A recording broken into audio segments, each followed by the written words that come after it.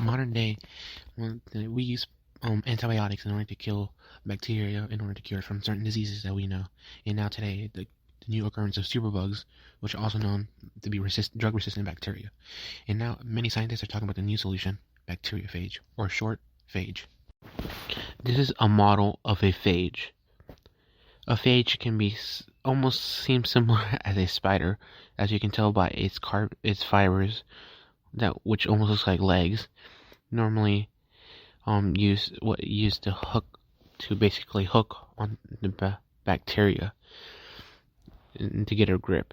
And also, the RNA or where normally located is at the tail of the phage, which almost looks like a diamond with 20 faces normally, and about 30 vertices of the shape, of the 3D shape.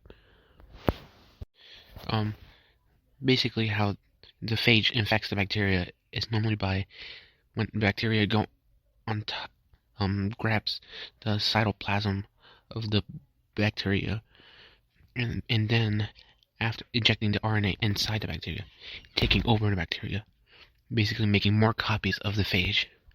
And then once the bacteria is full of phages, they produce enzymes where literally the bacteria explodes, bursting out many phages and continuing the process all over again, infecting other bacteria.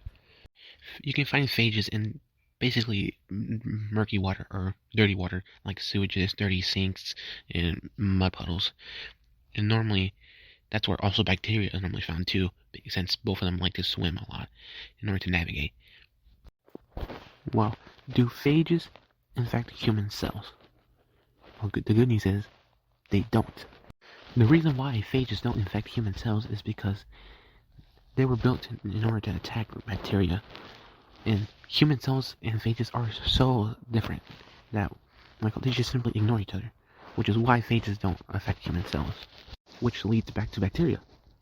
Can bacteria become resistant to phages just as well as with antibiotics? Well, yes and no, because phages also evolve in order to keep up with the bacteria, meaning that they're experts at killing bacteria.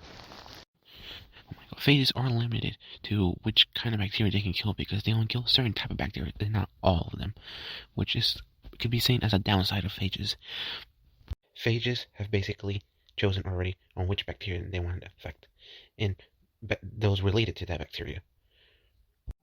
There are some benefits to phages. For example, we have good bacteria in our body that we want to keep. When we do antibiotics, it often is like a bombing run where it destroys everything in its path. But with phages, they're like guided missiles, only killing the bad bacteria and keeping our good bacteria healthy and alive. Phages are very complex viruses, meaning that unlike other viruses where they have RNA, phages basically have DNA. When injecting to the bacteria, they basically bind with the DNA that the bacteria has. And since bacteria are prokaryotic, meaning they don't have a nucleus, unlike eukaryotic like human cells, they're really vulnerable once infected.